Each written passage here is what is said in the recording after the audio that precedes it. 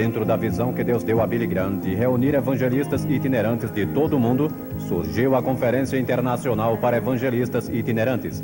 Amsterdã 86 tem como propósito encorajar e incentivar evangelistas de todo o mundo no cumprimento das palavras do apóstolo Paulo a Timóteo: faze o trabalho de evangelista.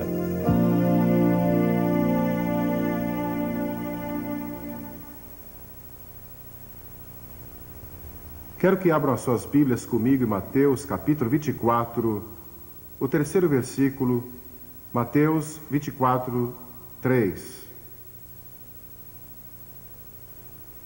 Estando assentado no Monte das Oliveiras, chegaram-se a ele os seus discípulos em particular, dizendo: dize-nos quando serão essas coisas e que sinal haverá da tua vinda e do fim do mundo.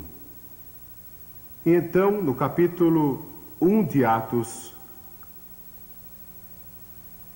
começando com o versículo 8: mas recebereis poder ao descer sobre vós o Espírito Santo, e sereis minhas testemunhas, tanto em Jerusalém como em toda a Judeia e Samaria e até os confins da terra. Ditas estas palavras, foi Jesus elevado às alturas, e uma nuvem o encobriu dos seus olhos. Eu creio que foi uma nuvem de anjos. Anjos anunciaram o seu nascimento, e creio que anjos o escoltaram de volta ao Pai. E estando eles com os olhos fitos no céu, provavelmente com lágrimas nos seus olhos, eis que dois varões vestidos de branco se puseram ao lado deles e disseram: por que estáis olhando para as alturas? Este mesmo Jesus que dentre vós foi assunto ao céu, há de vir da mesma maneira como ouvistes subir para o céu. Que gloriosa promessa e esperança isto é para nós neste período da história.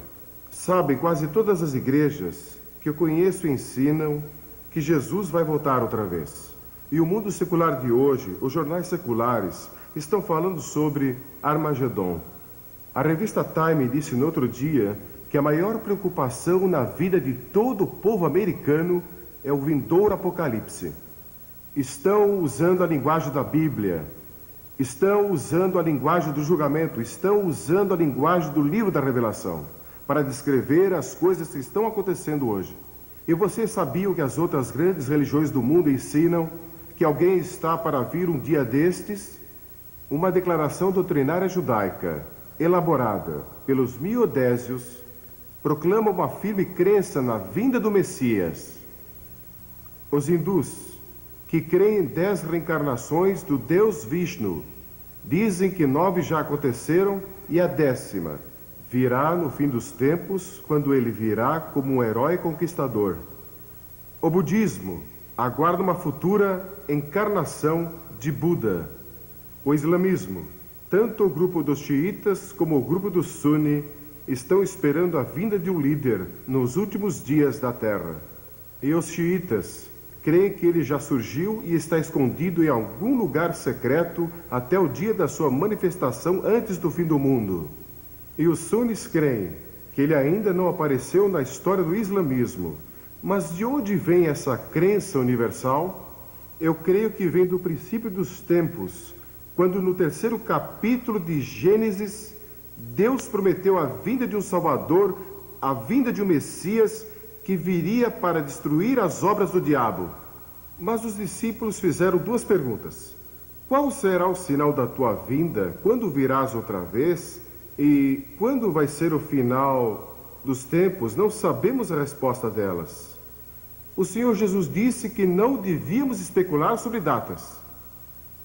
Há muitos sinais. Alguns teólogos contaram 21 sinais dados apenas por Jesus, sem contar os sinais mencionados em outras partes da Bíblia.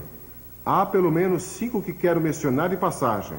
Primeiro, ele disse que seria como nos dias de Noé. Estariam comendo e bebendo e casando e dando-se casamento, trocando esposas, e que a moralidade estaria no nível muito baixo. Seria como Sodoma e como Gomorra. Então, segundo, que haveria um aumento de criminalidade. Jesus disse que logo antes do fim haveria um desrespeito à lei no mundo todo. Ele disse: ouvireis falar de sedições. Em Lucas, capítulo 21, no versículo 9, sedições. Essa palavra traz consigo a ideia de que o desrespeito à lei será geral. E traz consigo a ideia de rebelião, revolução, terrorismo e criminalidade, indicando que isso será um sinal da breve vinda de Cristo. E houve outra época na história que vimos tanta criminalidade, é generalizada, e foi o que Jesus disse.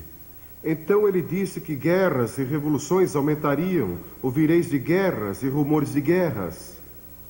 Richard Nixon, o ex-presidente Nixon, esteve em Moscou há pouco tempo com o Sr. Gorbachev. Pode imaginar isso? E estão falando sobre paz. Eu peço a Deus que ele chegue a uma solução e que as superpotências possam se unir e trazer pelo menos um período temporário de paz, e que paremos de construir todas essas bombas e paremos de construir todos esses armamentos que podem destruir a humanidade. Sou a favor da destruição de todas as armas, de destruição em massa. E a bomba atômica é tão terrível e tão devastadora que é difícil imaginar. E vocês sabiam que na América fundaram uma revista no começo deste século, chamado Século Cristão? Mais pessoas foram mortas e mais pessoas morreram de fome neste século do que em qualquer outro na história. E a Bíblia também diz que o conhecimento e as viagens se multiplicarão. Sabe com que rapidez podíamos viajar até o ano de 1840? Tão rápido quanto um cavalo podia até 1840. E nestes poucos anos, conseguimos viajar pelo céu a quase 30 mil quilômetros por hora. Pense nisso. Ele também disse que haveriam enganadores e zombadores. Disse que muitos falsos profetas se levantariam dizendo serem o Cristo. Você sabia que só em Los Angeles dizem que há mais de 400 que proclamam ser Jesus Cristo? Estão no lugar certo, Los Angeles. Seitas surgirão, feitiçaria florescerá, falsos mestres se infiltrarão na igreja, a Bíblia será objeto de ataques. O diabo quer que duvidemos da Bíblia, e se ele conseguir nos desviar, por pouco que seja, das Escrituras, ele terá ganho uma grande vitória, porque a Bíblia é nossa autoridade. Jamais permita que alguém o desvie deste livro, e creia nele, de capa a capa.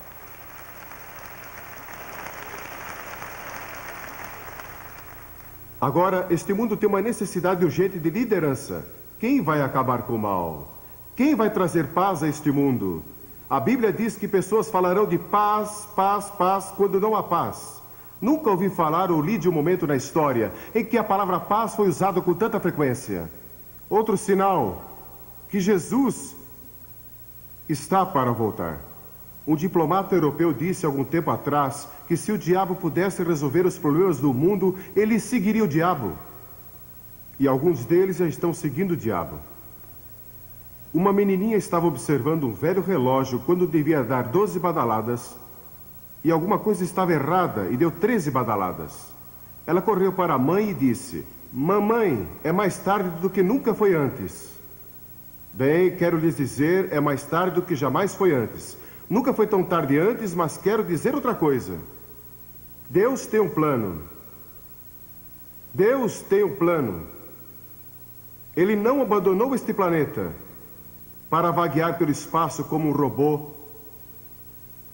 perdido. Filósofos seculares estão perguntando o que é a história afinal? Por que o homem está sobre a Terra? Para onde está indo? Alguns dizem que a história é como uma mosca bêbada com as patas sujas, de tinta fresca, cambaleando através de uma folha de papel. As pegadas não levam a lugar nenhum e não tem qualquer sentido ou nexo. A moderna filosofia hedonista foi descrita como um homem cego, numa sala sem janelas, procurando um gato preto que não está lá. E isto descreve alguns dos nossos atuais. Não tem qualquer ideia do que está acontecendo. Não consegue discernir de forma alguma que Deus tem um propósito. O grande ensino da Bíblia é que Deus não abandonou o mundo. Ele tem um plano. E seu plano é que Jesus Cristo vai voltar e trazer paz e justiça ao nosso mundo. Mas até lá, você e eu temos uma tarefa a cumprir. Nosso Senhor disse: ocupem-se, sejam fiéis até que eu venha. E ele também disse que o Evangelho do Reino será pregado a todas as nações e então virá o fim. O Evangelho vai ser pregado a todo o mundo. E no mundo sem esperança, devemos deixar Amsterdã com uma mensagem de esperança. A Bíblia diz que somos salvos e mantidos pela esperança, e a esperança não confunde. A Bíblia ensina que ele vai voltar entre nuvens, e todo olho o verá. E para nós que o conhecemos como nosso Salvador, vai ser um momento glorioso e emocionante quando Jesus voltar outra vez. E ele vai nos levar consigo se cremos nele e seremos arrebatados.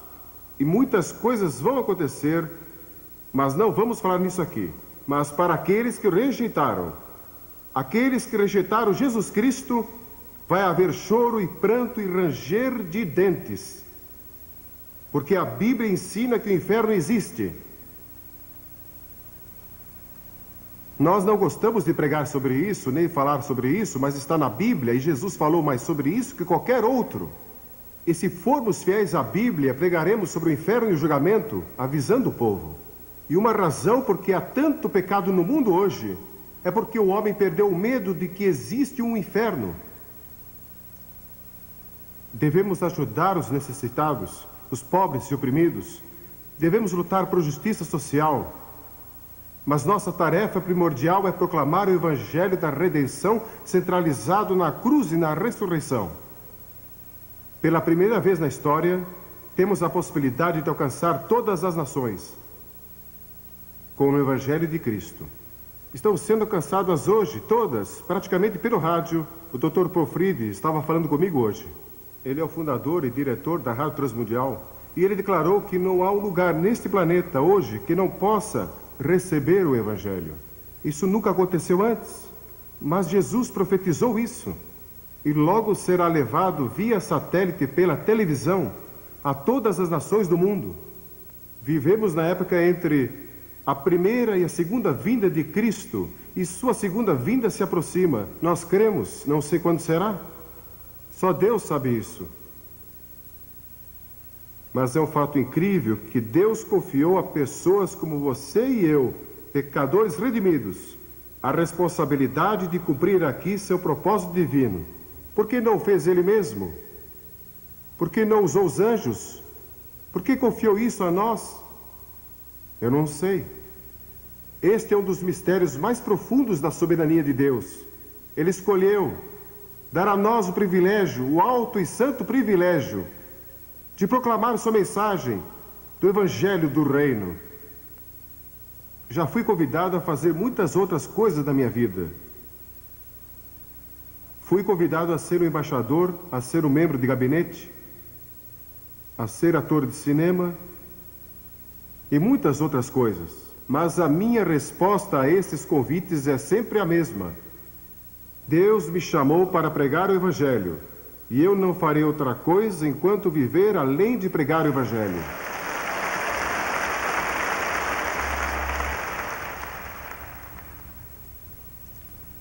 Ele quer que proclamemos a mensagem do Evangelho do Reino.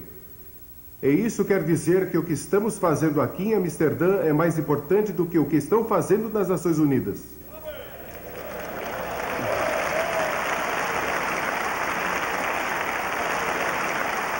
O que a igreja faz com o Evangelho tem mais significado do que as decisões feitas na Casa Branca, ou no Kremlin, ou em Londres, ou em Nairobi, ou qualquer outro lugar.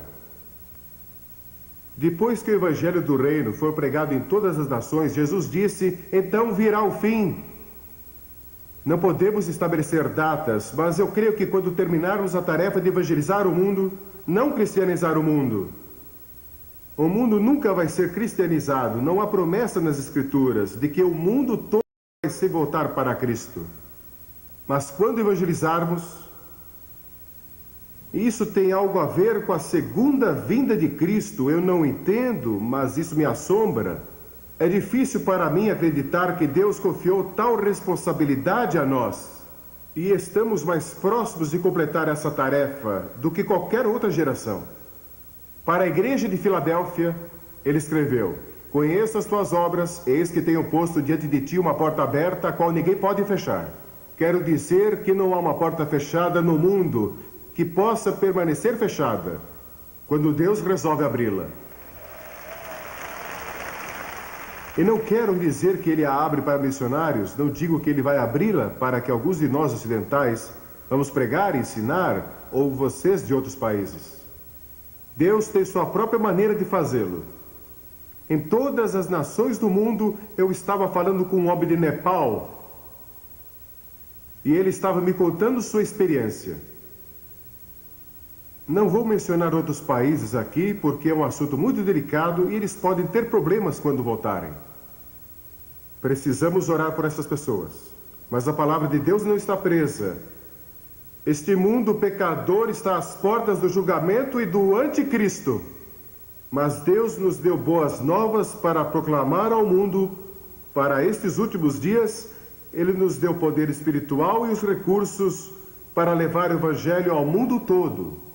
Pense nisso, com o poder pentecostal, o poder do Espírito Santo, e com o rádio e a televisão e literatura e todos esses recursos, podemos alcançar o mundo todo, evangelizar o mundo e apressar a volta do Rei.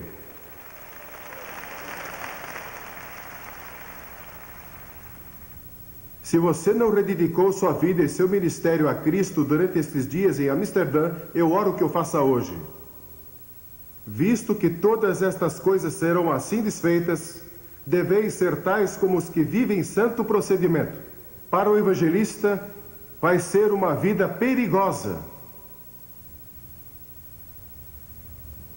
Vai ser uma vida solitária para vocês e suas famílias, em muitas áreas. Vai ser uma vida quebrantada, um evangelista chora pelos perdidos. Talvez tenha que viver em fraqueza, como muitos evangelistas. Muitos evangelistas que são fiéis a Deus, nunca foram muito saudáveis, mas Deus sempre os sustenta. Eu olho para alguns aqui que são fortes e saudáveis, e vocês podem até dormir de pé, encostados a um poste. Eu daria tudo para ser como vocês. Não sou assim. Nunca fui uma pessoa muito forte. Minha esposa é forte. É mesmo.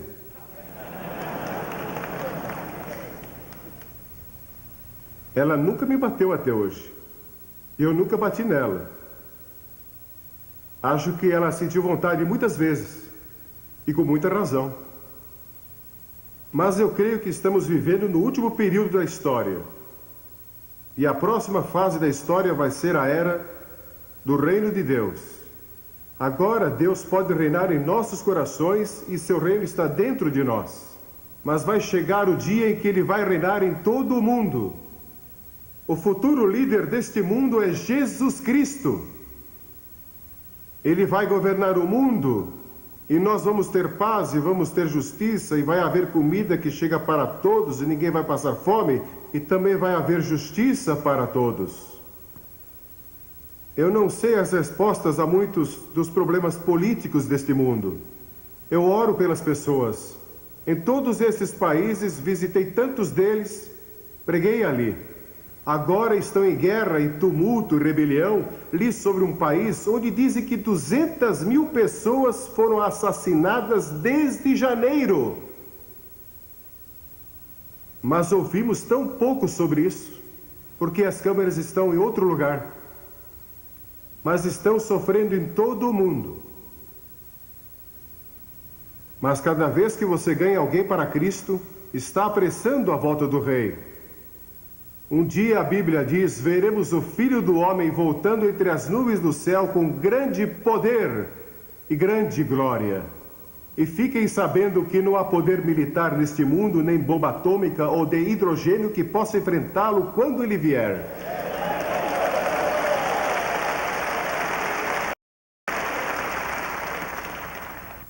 Um anjo é mais poderoso que todas as forças militares que possamos reunir neste planeta.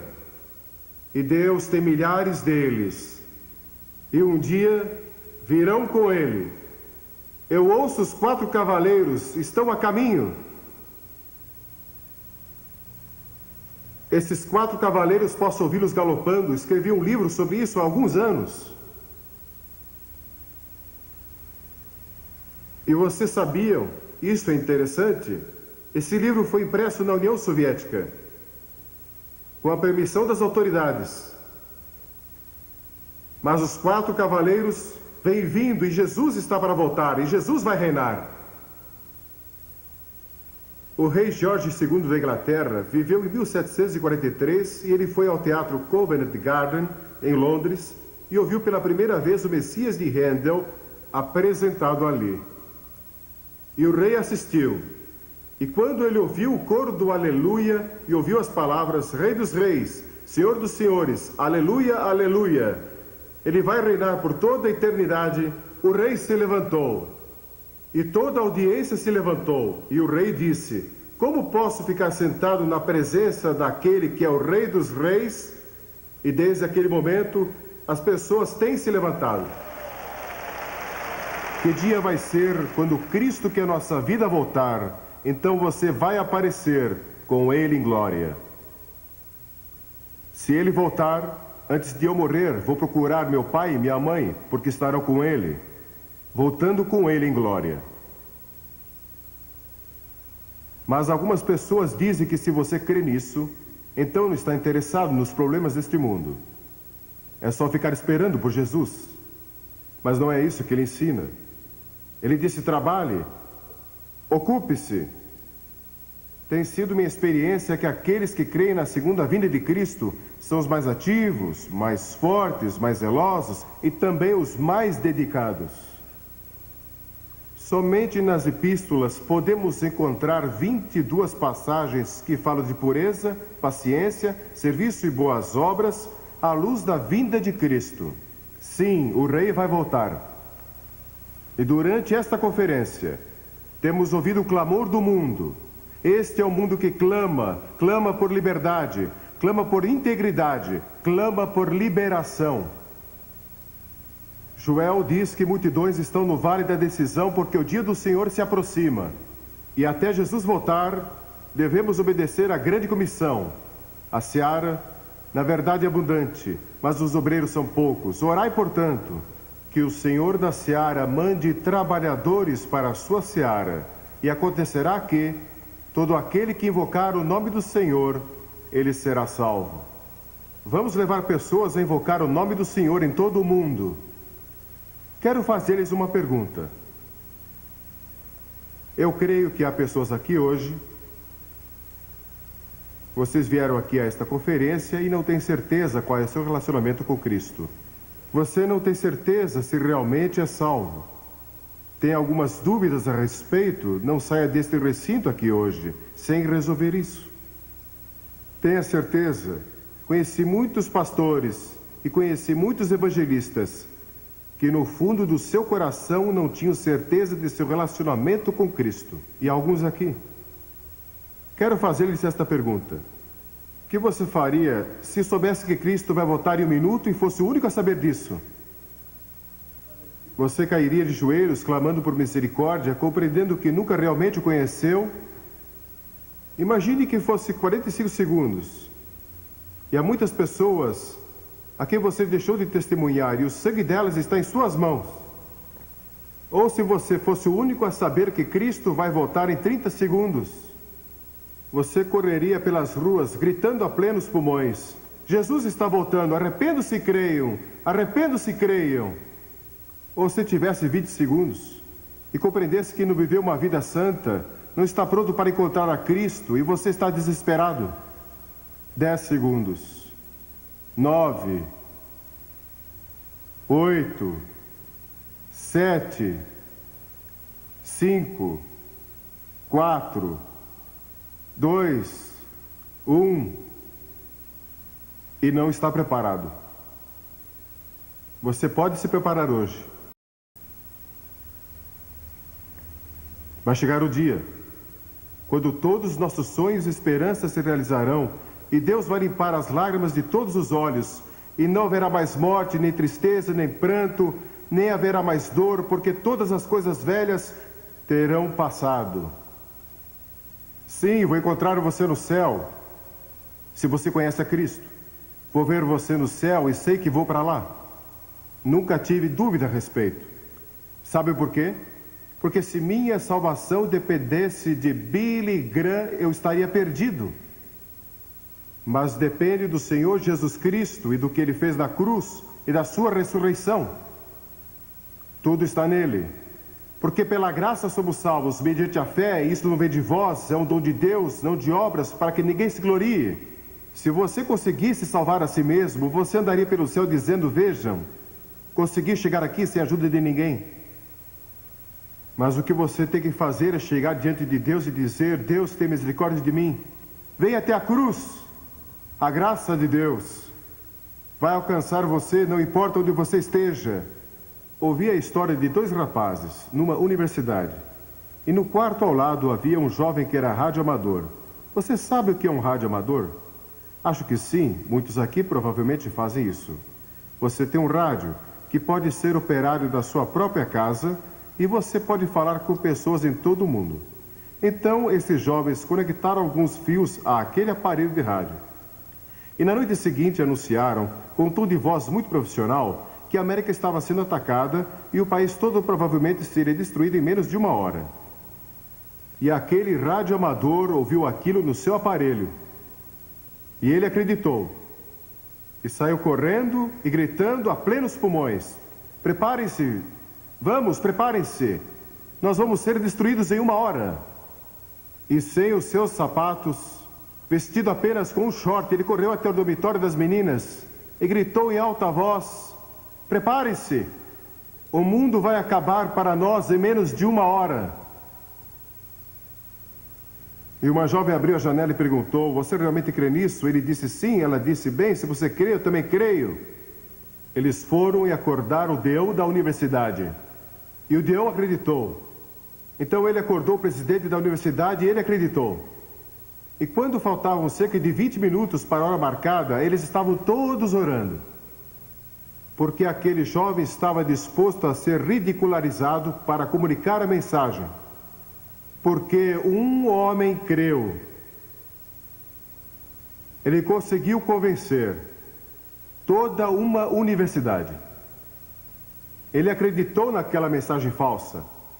Milhões hoje estão crendo em mensagens falsas. Nós temos a mensagem verdadeira, a palavra de Deus, o Evangelho de Jesus Cristo, mas nós cremos nele. Acreditamos nele.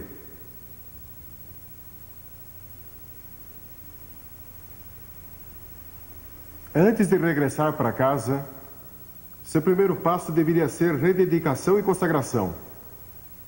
Quando D.L. Moody visitou a Inglaterra, ele conheceu Henry Varley, um açougueiro convertido. Um dia Varley lhe disse, Moody, o mundo ainda está para ver o que Deus pode fazer com um homem totalmente consagrado a Jesus Cristo. E Moody pensou naquilo por um momento. Então se levantou e disse, pela graça de Deus, vou ser esse homem. Você vai dizer isso de Uganda? Você vai dizer isso das Ilhas Salomão? Você que é da Austrália vai dizer isso? Vou ser o homem de Deus para meu país, vou ser o homem de Deus para minha vila, para minha cidade, onde eu moro. Vou me entregar totalmente ao Senhor.